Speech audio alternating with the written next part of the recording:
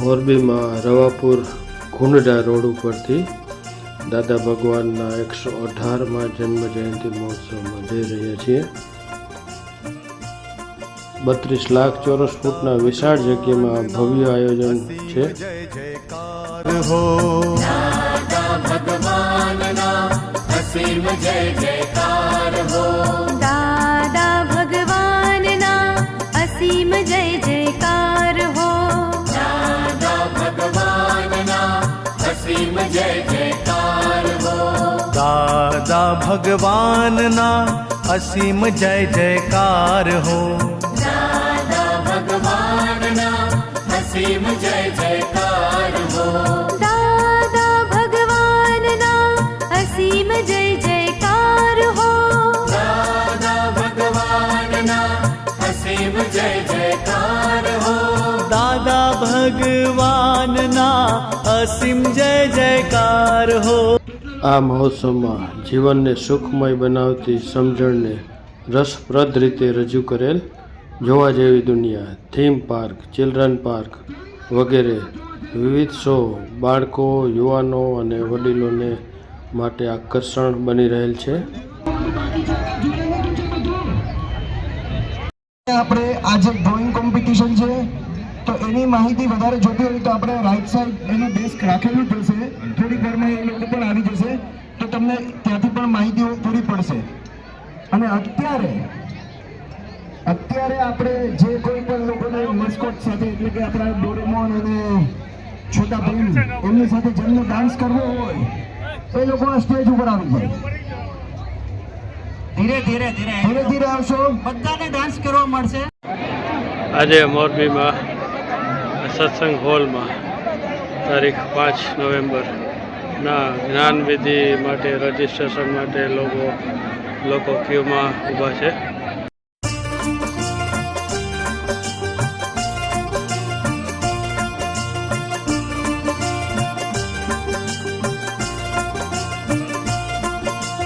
દાદા ભગવાનના અસીમ જય જયકાર હો, દાદા ભગવાનના અસીમ જય જયકાર હો, દાદા ભગવાનના અસીમ જય જયકાર હો।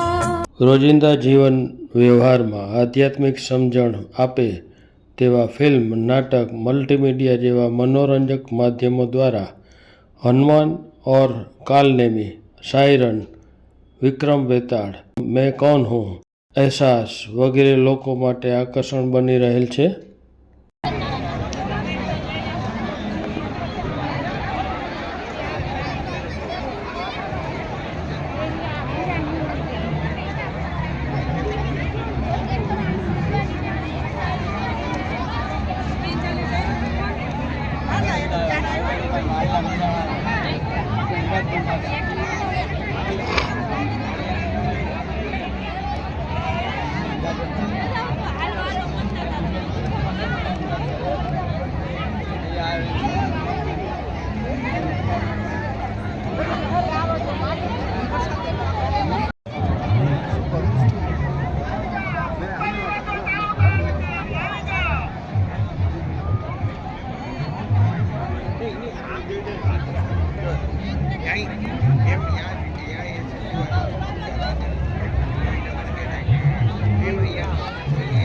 રેલગાડી બનાવી છે।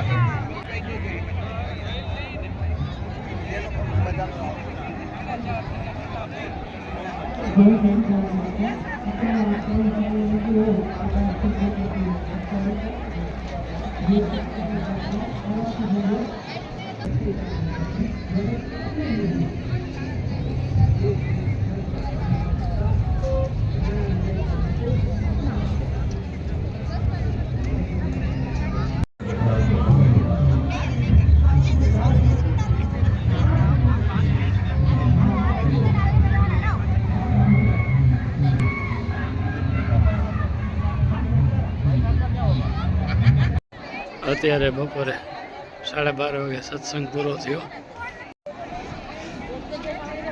સત્સંગ કર્યા પછી મહાત્માઓ ભોજનશાળામાં ભોજન લેવા માટે જઈ રહ્યા છે।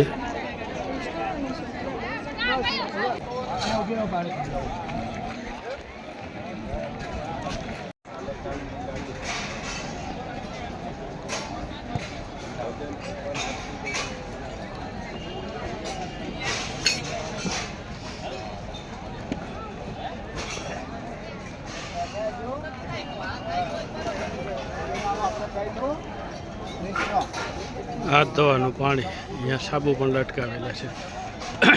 સામે છાશ છે, પછી પીવાનું પાણી. ખૂબ જ સુંદર વ્યવસ્થા.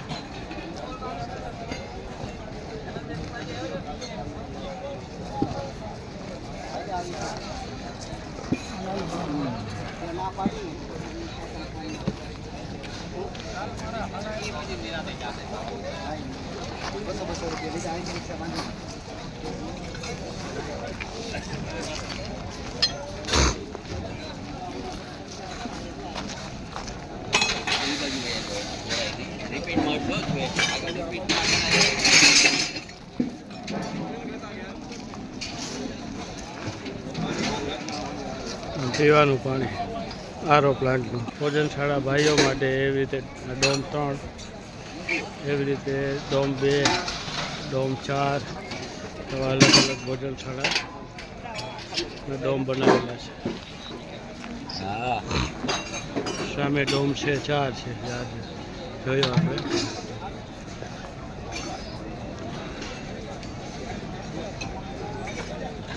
છાશ પણ અમૂલની. જમવા માટે ખૂબ સુંદર વ્યવસ્થા.